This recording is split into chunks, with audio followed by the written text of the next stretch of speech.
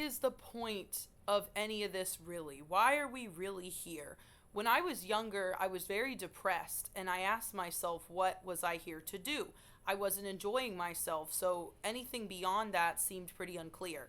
I know a lot of older people, particularly men, who tend to not have a purpose in life, and it causes them to be very distressed, make very poor decisions, and etc. So, what do I do with my life if I don't even want to be here? I encourage you to give into pleasure and joy.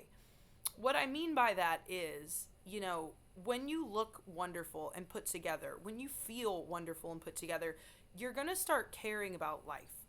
Some things that changed my mind a lot were a post that said, you should be able to see your abs at least once and get in the best shape of your life at least once just to see what it's like. And that really kind of piqued my attention because I was wondering, what would it be like? I've never known. Something for me was that I felt I can never lose weight. I can never get fit. A lot of us tell ourselves these myths. I have family members that think they can't lose weight, and then I have another family member who's older and lost all the weight. So it's not genetic, it's more of a desire issue. For me, I used to not really change my lifestyle and then say that I was not capable of getting in shape. And I want you guys to really sit and listen to what I'm saying because these kinds of videos are what changed my life. Listening to YouTube podcasts of people who locked in made me kind of almost have something to live for. I went from what's the point of all of this? I don't feel good. I'm not thriving to, oh, I know what I'm here to do. Every spare minute I'm locked in on what I'm here to do, my purpose. And I think so many of us are promoted products constantly, like Ozempic, or waist trainers or whatever the flavor of the month is.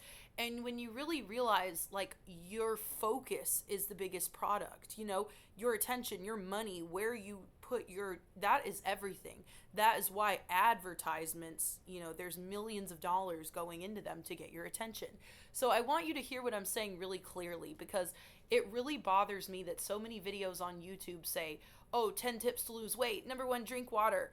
For me, it was always psychological. I was telling myself, I can't drink water. And listen to this thought process. Tell me if this reminds you of you. I can't drink water. I get a midday slump. I need energy. I need something to look forward to. I want a reward for coming to work. Your brain will make excuses on autopilot. The part that is not autopilot is convincing yourself that you're safe and you have everything you need and you don't need to overload your system with dopamine.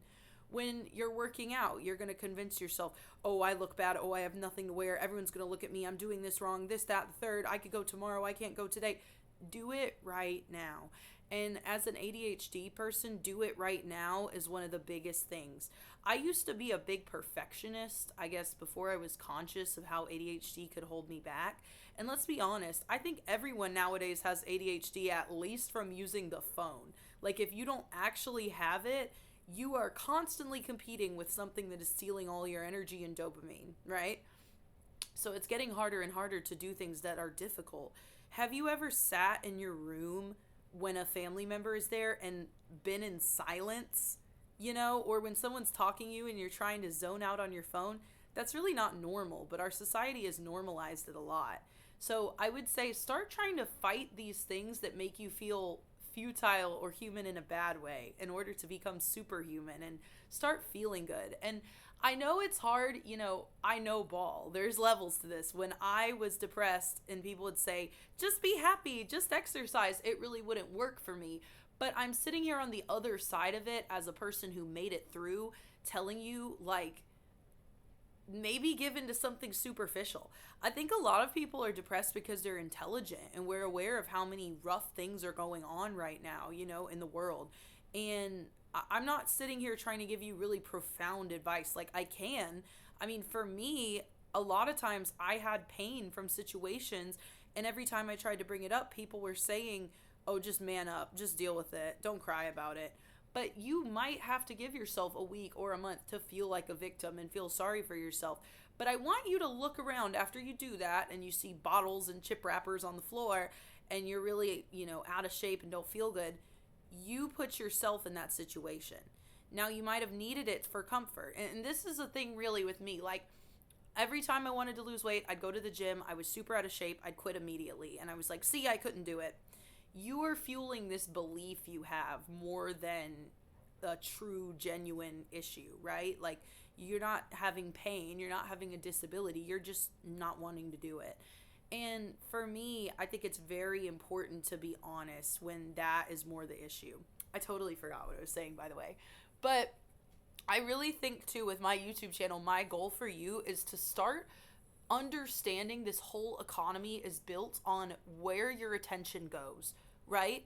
If you spend all day watching gym girls on Instagram, you're going to think you're one of them. And then when you look in the mirror, you're going to be horrified because you're not.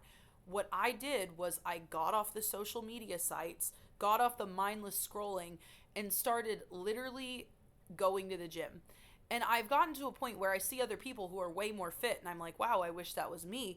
But it started with seeing my growth, not comparing myself to anybody else. And for me, this is really how you can care about your life, care about your identity.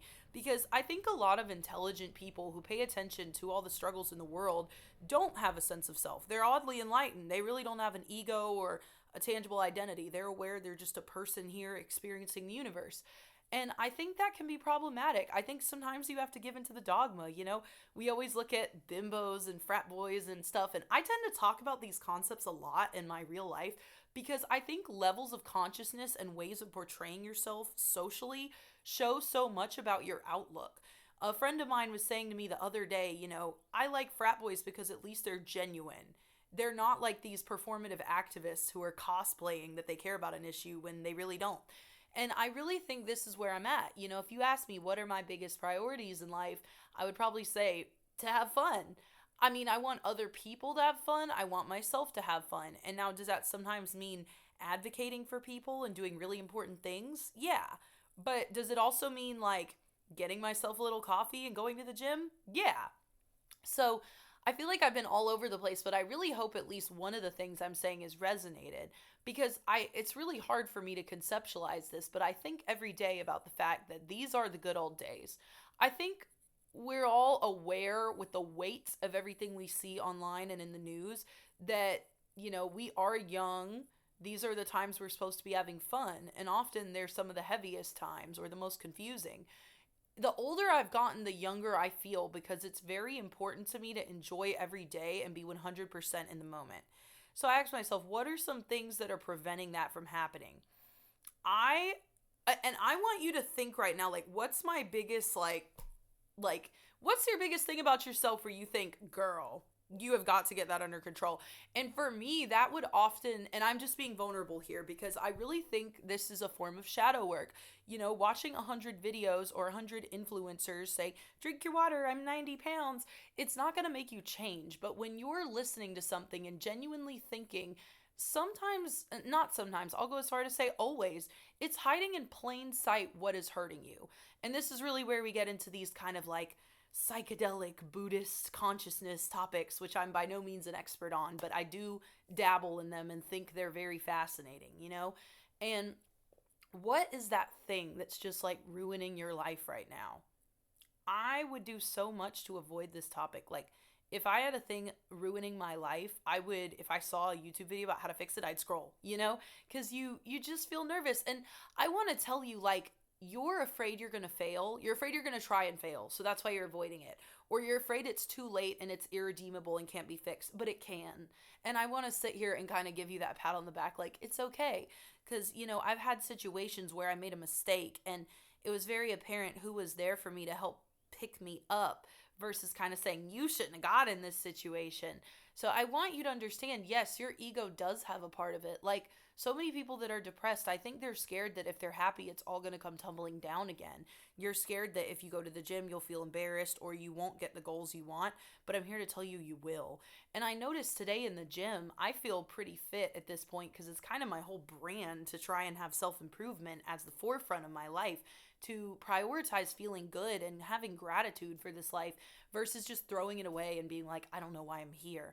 But I went to the gym and I noticed how much more fit a lot of the other people were, especially the women, because I'm comparing myself to them. And it kind of excited me because I realized once you start caring, you can literally live the perfect life. Like, you can have your absolute dream physique. And one thing I used to think is, I'm never going to stop being self conscious. But since I've started going to the gym, I am not.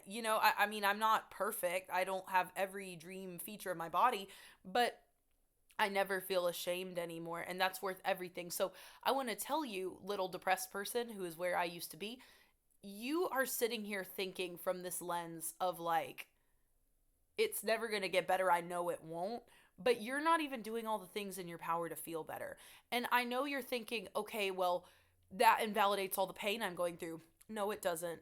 I see you. I see that you're going through that pain. And I want you to know that just because you make it better, it's not going to invalidate what you went through. And sometimes you're the only one to tell you that. I want to be here and tell you, I see you. I feel your struggle. I genuinely want you to just be jubilant. Like, that is what I want for you. And, there were moments where I had to say, I mean, someone brushed off something really bad that happened to me. And I had to say, you know what? Actually, that was not okay. Nobody should have done that to me. And I can take whatever I need to heal and cope with that situation.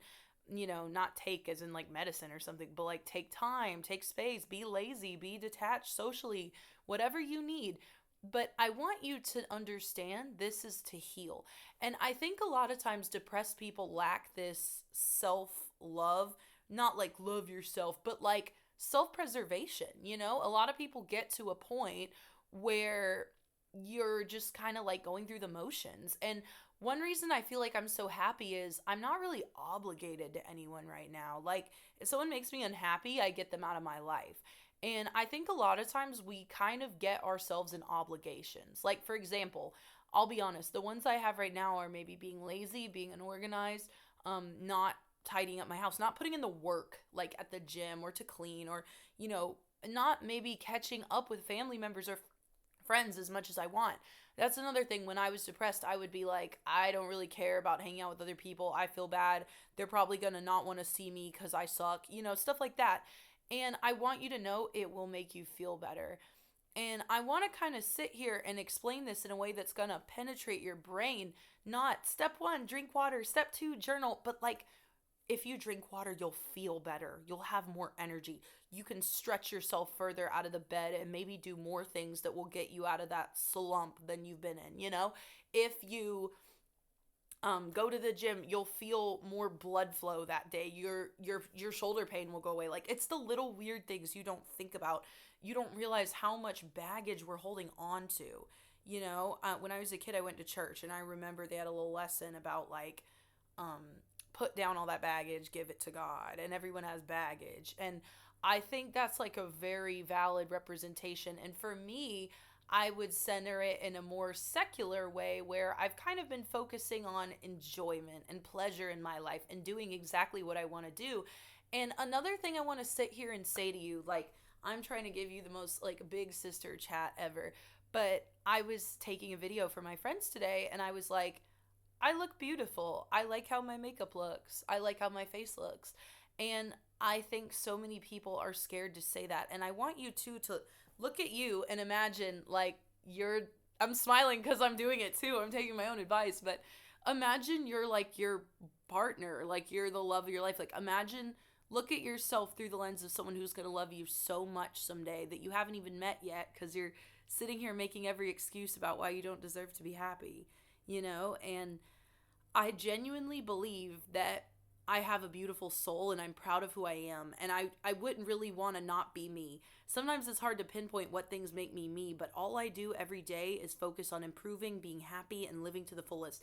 And I feel very strongly that this bouncy, like juicy energy is really flirting with the universe. Like, that is the divine feminine, but it's not a gendered thing. It's like, it's just a playful energy. I've started lately like trying to really take my own advice and talk to more people, smile at more people. The reason eye contact is seen as sexy is because it's a sign of a regulated nervous system. You can't look at somebody, you're shy. But when you look at somebody, you're showing they're not gonna get you. And that's another thing too. I always thought, oh, I'm too woke to care about how I look or care about how, partners see me, but it can be fun. I mean, there's a biological aspect to this. And when I look at people online, like incels, for example, where, our generation is so isolated, we're on the internet, we are starting to even give into these jaded beliefs that no one's going to love us because we haven't seen any proof otherwise. But I will tell you, you have to do it. I've been thinking a lot lately about how, especially, I feel bad for young men because I think a lot of women will say, "Oh, I'm really depressed, but I need to just go have a margarita with my friends." And a lot of men will say, "Oh, I've always been numb. No one's ever here for me." I've kind of witnessed this pipeline with a lot of my guy friends where they're very isolated, and I think it can be really embarrassing as a man to know that you have to deal with rejection and, like, ask a girl out. What if she says no? What if I'm humiliated? There's always that meme online, like, the worst she'll say is no, where a girl just roasts a man and calls him ugly because he asked her out. And I want you to know too, I think I'm shocked that I feel there is social proof now that I'm pretty. And I never would have said that in the past for many reasons because I didn't think I looked as pretty. I didn't feel as pretty. But when you heal your energy, this is why your mindset is everything. Your focus is everything, because when you walk around on a daily basis thinking you are ordinary, you are giving ordinary energy. Everyone talks about main character energy, and for me, I've always been just a little more esoteric, and I'm kind of like a maladaptive daydreamer where I have to feel like, something crazy to feel pretty. Like, I have to listen to some crazy music or something, but give into that dogma. My mom and I were discussing the beliefs of the Satanic Bible, and it's so interesting to me. I read this book, and, Anton LaVey said, we give into dogma. And this religion of basically atheists that give into these spooky symbols for the vibe and for the aesthetic, and for him to admit that is crazy, because I think culturally we have this perception that, a Satanist is doing some evil ritual, but they're doing it to feel powerful. There's a study where people who performed a task wearing a lab coat performed better because the lab coat gave them self-efficacy. I notice days at work or at the gym where I wear an outfit I like, I do better, And for me, I used to want to wear really baggy clothes and conceal my identity and everything, and I've noticed wearing a little more flattering outfits, sometimes it makes you happy to be seen, and you're just vibrating at a higher energy, you're more magnetic, and you're drawing in everything. And I used to think too, oh, too bad I'm too smart to believe in manifesting. Too bad I'm a skeptic. And I think depression hits people like this really hard because a lot of times they are smarter than the people around them. They don't have that community. They don't believe, or they're not amused by these follies. And I know so many people like that because I feel like a lot of my acquaintances are very smart, which I'm blessed. But it's important to be stupid. It's important to play and be youthful, You need to act young always, no matter how old you are, and you need to give in to new things. And another big thing for me was changing my jaded mindset, because I remember in high school being like, these people suck, they're bullies, they're just lame, I have nothing to learn for them. And when you walk around with that much hate in your heart, your energy becomes ugly. When you're jealous, the other day I felt jealousy, and I can't remember the last time I did, and it was because I saw a woman who was so astonishingly beautiful. I felt jealous because I thought so highly of her, and I really got to walk myself through the process of jealousy and see what it's like.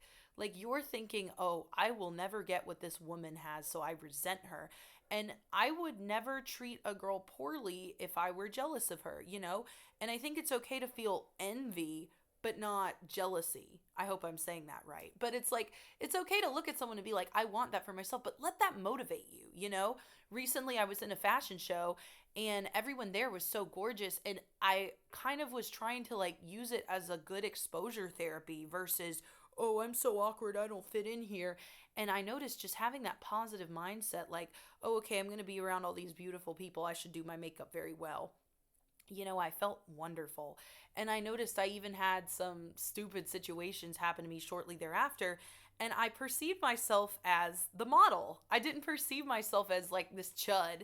And, I think this is why I have a perspective that in relationships, a lot of people let themselves go because they feel comfortable. But this is why space is important. And you need to date yourself, you need to have quality time with yourself. I remember being depressed and really wanting a partner to come save me, and I it's like, why would they want to be around you if you don't even want to be around you? It's very magnetic to have your own things going on. And it's astonishing to me how much my life has changed when I've started like doing stuff. And okay, another thing is you've got to find out what's your lab coat, what's your dogma, as they say. For me, listening to these videos about feminine energy and podcasts on YouTube, it painted the inside of my mind so beautiful. Imagine being in a dark, evil room, you feel bad, you feel evil. If you paint it all yellow, the sun comes in. And that's how you have to treat your mind, because the same way your organs process everything you take, your mind processes every thought you have.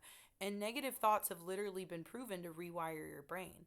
Um, I feel annoyed when I'm just talking about dating from my perspective. I feel annoyed when I've dated men who have been through similar things with me, with like feeling depressed, but they act like it's never going to get better and I could never understand because I'm happy. And that's one of the biggest issues. And I want to tell you something, like, when I was depressed and someone would give me advice on how to feel better, I would meet it with so much like resistance because I was thinking it won't work. They don't get it. They're not depressed.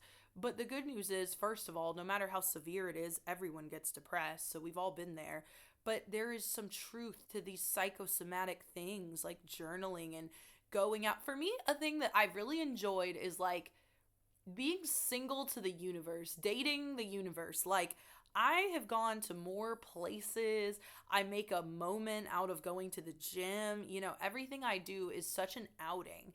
And another thing too is like, you got to kind of weigh the results. Like, I sometimes feel I need to get really dressed up to go to the gym to like do well and be happy to look at myself in the mirror. Other times I need to go to the grocery store and I don't care how I look. So I think you really need to have like a knowledge of when it matters and when it doesn't. And you've got to understand things aren't that deep. And so many of us are so insecure because our ego is like, it's out of the roof. Is that what they say? Through the roof, and it's like, you think you don't have an ego, you think you're selfless, and you think people that go to the gym and go on all these dates and stuff are selfish. You're envious, and I'm not like pointing a finger, but I've met so many people, and let me tell you one thing I just want to say.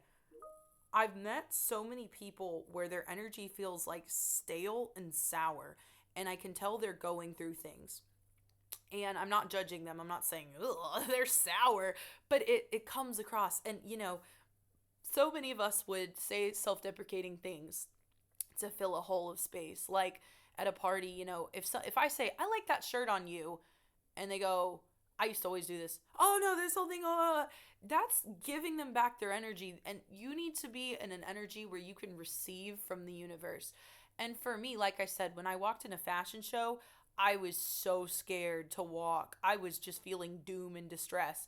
Or this sounds so stupid, but to use the Stairmaster at the gym recently, I felt distress. I was like, what if I fall off of it? What if everyone's gonna watch me? What if I'm panting?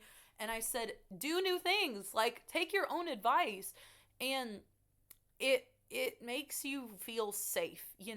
And sometimes the only way to start feeling safe is to do something that initially makes you feel danger.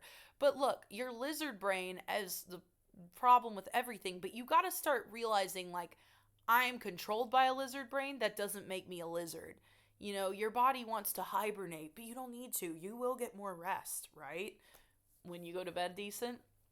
That's another thing for me too. I go to bed at like 9 p.m., wake up at like 7 a.m., and it's so nice just being on this schedule and not being like jet lagged from my sleep schedule. So many of us give ourselves jet lag on the weekends.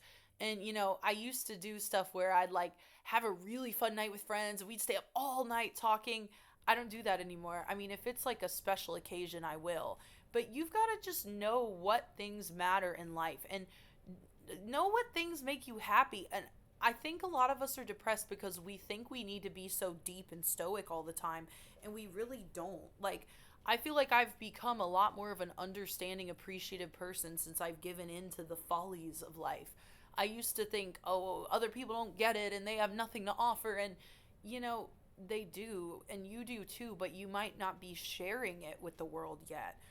I mean, I know so many men who are like, oh, I'm scared to talk to women. And it's like, bro, you're going to die alone. Like, you will. I want you to, I mean, with the people I was talking about that have stale energy, they might be depressed, but if you can't accept a compliment or everything is doom and gloom when you're around others, like, but another thing I want to tell you too, and this is why I brought up at the beginning of the video, I think I'm pretty. Hopefully I don't get some like hate comments being like, you're a 5 out of 10 at best. But what I mean is, again, I feel pretty. No one can take that away from me. And I've noticed how much more I enjoy my life and I get treated nicely since my energy feels pretty to me. Like everything I do feels playful. It feels like I'm playing with the universe, and not like playing with the universe, but like I'm playing with the universe. And it's such a nice feeling. And I mean, as a woman, especially, you will get a lot more attention and benefits from looking decent, unfortunately. And I mean, even if you don't believe in looks maxing, they've done studies that like wearing makeup to work will do make it better, unfortunately. But what I'm saying here is too, like, I know my friend is a man and makes content and always says that he was smart and he was young and people didn't really look at him that much, but now that he's more attractive and fit and smart, he gets more attention. So it's just like, why not give into your natural advantage? You do not have to look like your struggle. And these people who just prove how depressed they are, you're cramming for a test that's never going to come. You're thinking someone's going to tell you, show me your struggle.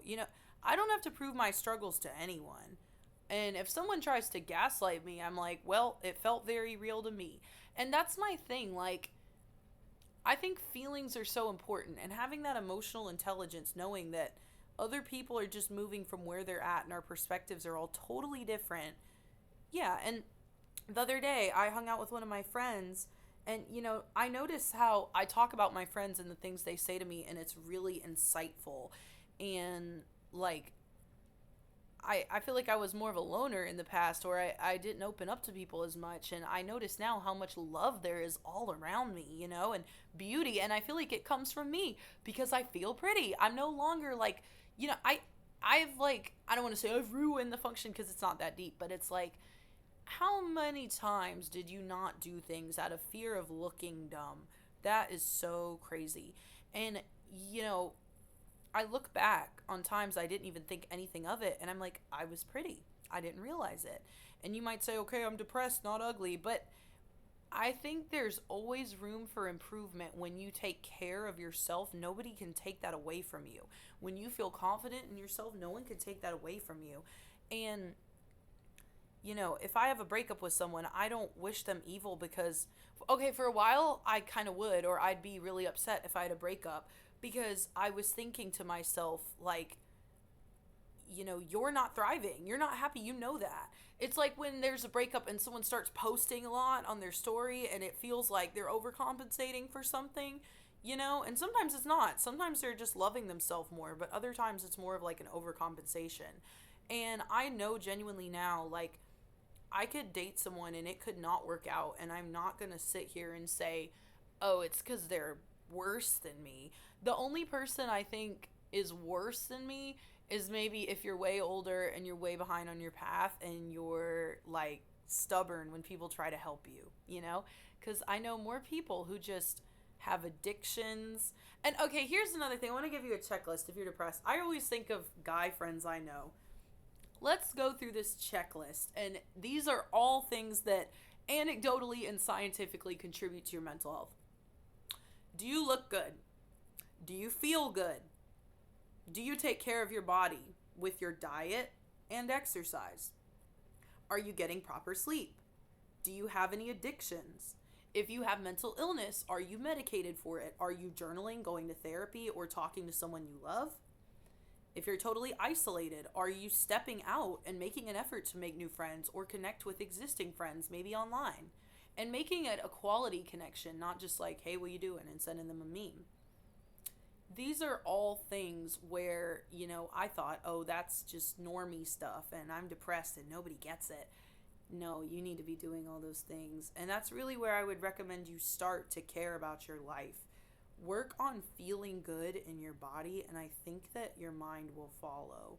But I think a lot of us give so many excuses to stay in our comfort zone, and our comfort zone is actually what's creating the discomfort. For me, one thing I heard that was really interesting was Kaizen, which is the theory that, like, if you wake up in the morning, you do something good, for the rest of the day, you can be proud of yourself. And that really stuck out to me because I've noticed when I go to the gym, I come home, sometimes I have energy, sometimes I don't. But if I would have stayed home, I think I would have just been pacing around the house, doom scrolling, wondering what I should do, doing nothing productive. If you go to the gym, you already did something and you felt good in that moment. Another thing I just cannot emphasize enough is, like, let go of your ego. Play with the universe, play with people, smile at people, give people compliments. Practice talking to someone and you're going to feel your heart pounding. Let it happen, and go to the gym. Be active, be active, be active, be active, be active. I know more people who make excuses as to why they cannot be active and then they don't feel good. And I don't want to hear it because, a lot of people have, like, very severe disabilities where they cannot get up and move. So if that's the case, I'm sorry. Like, if you have chronic pain, I'm really sorry. Maybe you can look into things to emphasize your mental health. But the truth is, like, for example, I've had chronic allergies and depression and stuff, but, like, none of that was a valid excuse why, as a youthful, healthy person, I could not go work out. And I want you to be brutally honest with yourself because I clock a lot of excuses on a daily basis from people. And I think they're making the excuses for themselves. Like, you don't need to tell me you can't go to the gym. Why are you telling me that? Tell it to yourself. You're the one you have to live with, And I mean, I'm a very messy person and I've gone through so many different levels of consciousness with this, but I'm messy the way most people avoid the gym, or avoid talking about their feelings or whatever it is that's, like, hard for them. That's me with staying organized. And I've been through so many different levels of consciousness, like denial, anger, sadness, guilt, shame. And I'm more at a point where I'm like, I need to motivate myself and just do it because it is going to take a mental toll on me and steal energy I could be using for something else. But I also don't want to, I'm not going to attach it to my identity. So I think so many of us, I really hope this made sense to you. I'm not reinventing the wheel, but I'm trying to explain things in a way I never hear anyone do. And for me, I always thought, oh, I'm not going to listen to self-help on YouTube. What do they know? I'd watch Leo Skeppy and he'd talk about how you need to get in shape. And I was like, why? How's that going to help me? And he would explain that, it's a flex because it shows the discipline you have. And I was like, huh. So I really hope when you listen to my channel, it expands your mind for a minute. And, I tend to just talk about the topics that interest me. And going off of the results of branching out, I made a new friend recently who was, I could tell, shy. And I actually made this friend feel welcome in this place we were at. And I kind of took the initiative to go introduce myself because I realized, like, we're all shy sometimes, and I think just being that warm energy again makes you very beautiful to people and makes it, to me, beauty is about giving people comfort and giving me comfort with my own life and existence. But this friend said to me, we got to talking, we talked about all these fun topics, and this friend said to me, I would really love to, you should make a YouTube channel. And I get this compliment a lot lately, and I say compliment because I love to talk and I would hope it helps someone because it's something I genuinely enjoy. And when I make a video, I'm not sitting here behind all this, I mean, shoot, look at me, but I want to help people the same way that simply listening to YouTube videos helped me. I was at a very dark time in my life once where I felt quite lonely. And I decided, it's quiet in the house. I feel sad. I want to hear someone, like a family member, there with me. And I listened to positive, motivating content, and I was shocked at the effect it had. So be mindful of what you're putting in your life because, what are you doing with your day? What are you doing with your mind? What I mean, are you using every tool you have to be successful? You do not have to look like your struggle. You do not.